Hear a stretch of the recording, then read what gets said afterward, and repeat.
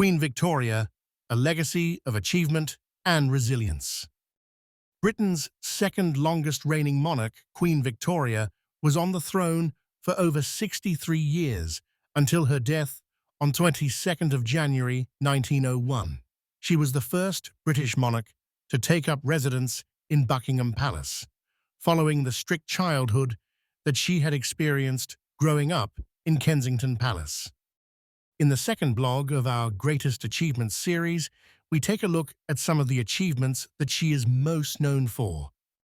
Great achievements come in many shapes and sizes. However, not many people can say that they have had a period of time named after them. During her reign, Queen Victoria expanded the British Empire, so much so that by the end of the century it would cover a fifth of the world's surface.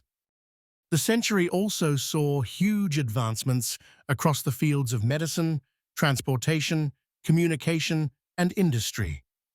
It saw inventions such as the telegraph, the bicycle, the internal combustion engine, and the developments of antiseptic and anesthetics, all of which happened during what we now refer to as the Victorian era.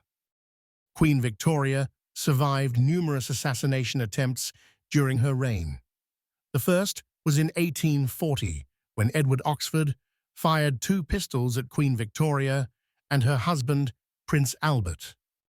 After an attempt in 1842 by John Francis, where he tried to kill the Queen on 2 consecutive days, a parasol was designed for the Queen to use, made of green silk and chainmail armor. There were a couple of further attempts at shooting the Queen. However, the person who came the closest was an ex-army officer called Robert Pate, who struck the Queen across the head with a cane in 1850. She was bruised but saved by the sturdy bonnet she was wearing.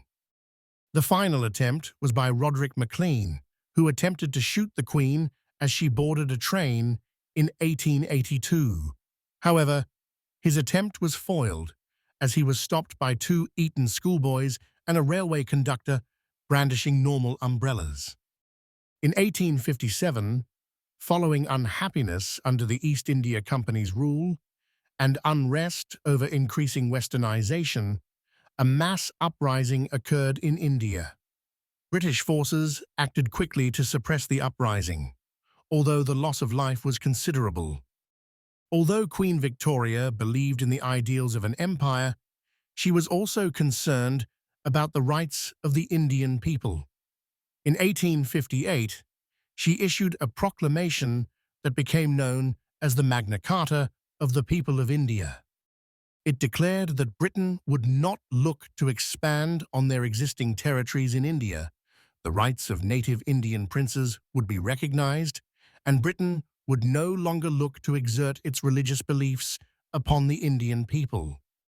In 1877, British Prime Minister Benjamin Disraeli declared that the Queen was now Empress of India, sealing the relationship between Britain and India, and marking the beginning of the Queen's love affair with the country.